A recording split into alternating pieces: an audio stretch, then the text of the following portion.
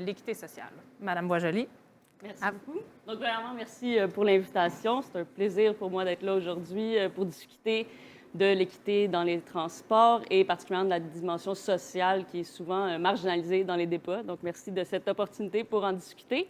Donc, plus spécifiquement, je vais parler justement du rôle des transports en commun pour l'inclusion sociale des résidents. Donc, c'est là-dessus que je vais me concentrer aujourd'hui. Je me base sur quelques études que j'ai réalisées avec des collègues et étudiants de Polytechnique Montréal, donc Meredith Alouzi-Jones et Owen Waygood.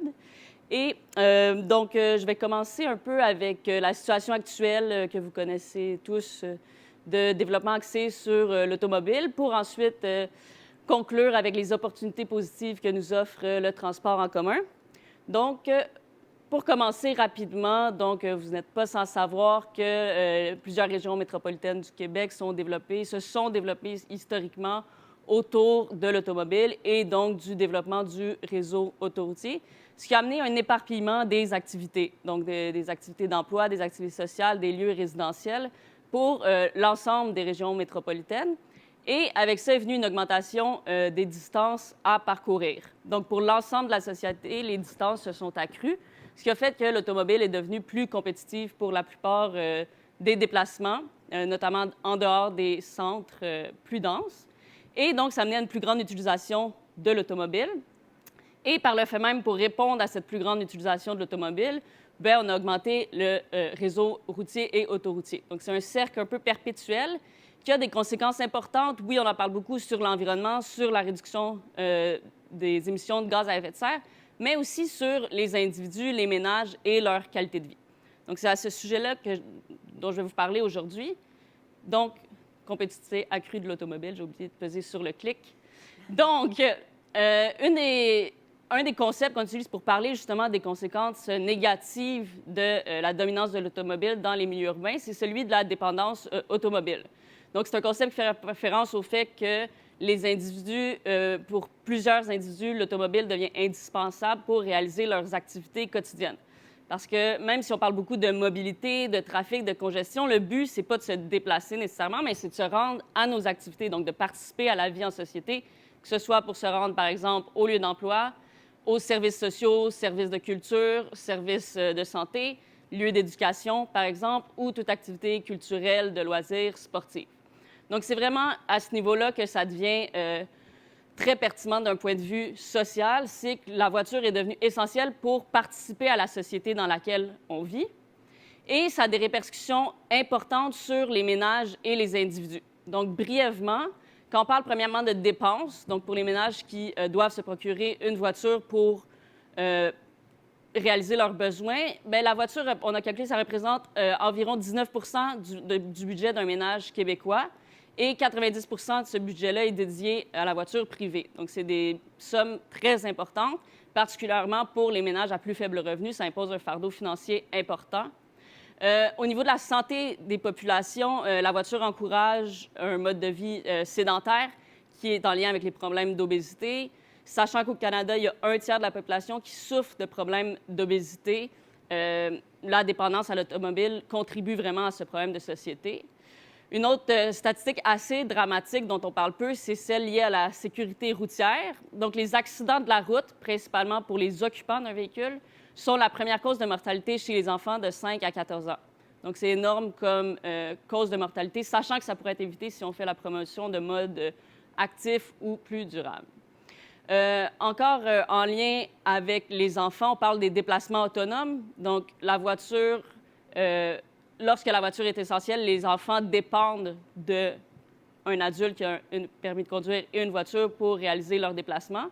Puis, ça a des répercussions. Ça peut avoir des impacts négatifs, justement, sur le développement de leur capital social ou sur les interactions sociales que les enfants peuvent développer dans leur quartier.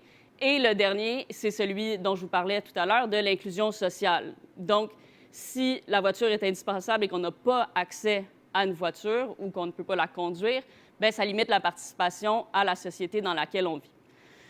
Donc, ça, c'est le portrait un peu plus sombre de la mobilité. Je tourne maintenant vers le portrait plus lumineux.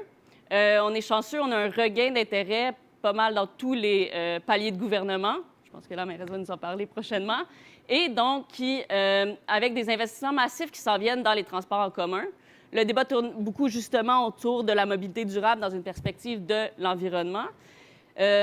Par contre, si on veut que ces investissements-là soient bénéfiques vraiment pour l'ensemble de la société et dans toutes les perspectives, c'est important de bien comprendre les contributions sociales que les investissements de transport en commun ont. Ce que je vais vous présenter dans les prochaines minutes, ça fait principalement référence à des réseaux de transport en commun structurants, donc métro, tramway, services rapides par bus, qui constituent la colonne vertébrale ensuite du territoire et d'un réseau d'autobus plus étendu. Donc, premièrement, la première répercussion positive directe du transport en commun, c'est d'augmenter l'accessibilité justement aux opportunités urbaines en transport en commun et donc de réduire les inégalités d'accès à ces opportunités-là. Donc, maintenant, la plupart des gens ont un accès via le transport en commun, même s'ils n'ont pas accès à la voiture. Et donc, ça réduit les barrières à participer à la société. Pour ce faire, par contre, je vais en parler un peu plus tard, mais c'est important de garder en tête que le service de transport en commun qui est implanté répond à une flexibilité, à une diversité de besoins. Donc, si on prend l'exemple, par exemple, des trains de banlieue qui passent en heure de pointe le matin et le soir vers le centre-ville, ça répond à un besoin spécifique, mais un ensemble de besoins qui sont oubliés dans cette offre de service. De la même façon, si on développe localement autour de la station de train, on offre une plus grande accessibilité locale à des services, à des opportunités. Un autre aspect important, c'est celui de favoriser les déplacements actifs. Et donc, dans actif, j'inclus le transport en commun qui a toujours une part de marche, et le vélo, la marche, et les déplacements autonomes dont je vous parlais tout à l'heure. Et les répercussions positives sont particulièrement importantes chez les enfants qui sont en âge de se développer et qui dépendent d'un adulte pour se développer, mais aussi chez les personnes âgées pour qui la marche est un moyen de maintenir la forme physique, la qualité de vie, santé mentale à plus long terme. Un autre aspect positif, c'est, comme je vous parlais tout à l'heure, celui des interactions sociales. Donc, ce qui est intéressant ici, c'est que si le réseau de transport en commun structurant est accompagné de l'implantation d'espaces de rencontres de qualité, ce qui est plus favorisé par le transport en commun que par exemple, le réseau autoroutier. On s'imagine mal avoir des espaces de qualité à proximité, justement, d'une grande circulation automobile. Donc, ici, on a des exemples d'un peu partout dans le monde. Ça permet vraiment d'avoir des espaces de rencontre pour les citoyens, pour les résidents et les usagers. Donc, pas seulement ceux qui vont utiliser le transport en commun sans s'y attarder, mais vraiment tous ceux qui se promènent dans le quartier ou qui habitent à proximité du quartier. Et par le fait même, ça va renforcer les réseaux sociaux de proximité et la cohésion sociale. En dernier lieu, des impacts plus larges, c'est celui de la qualité de vie des résidents. Comme je le mentionnais tout à l'heure, par exemple, habiter à proximité d'une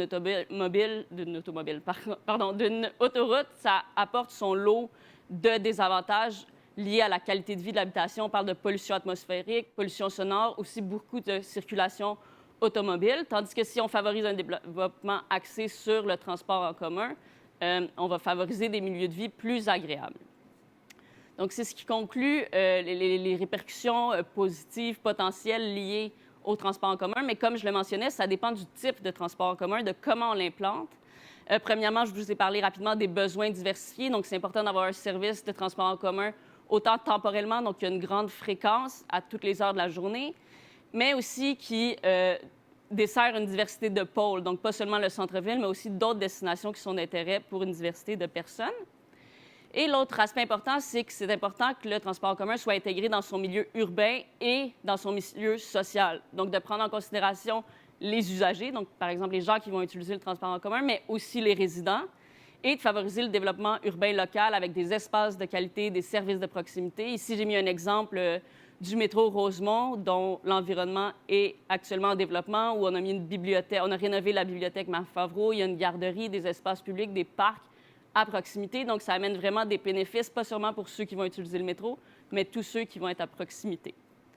Donc, ça conclut cette brève présentation. Merci encore pour l'invitation. J'espère qu'on va avoir l'opportunité de discuter plus en profondeur dans la période de questions. Puis, j'ai hâte d'écouter vos présentations, mesdames. Merci beaucoup, Mme Boisjoli.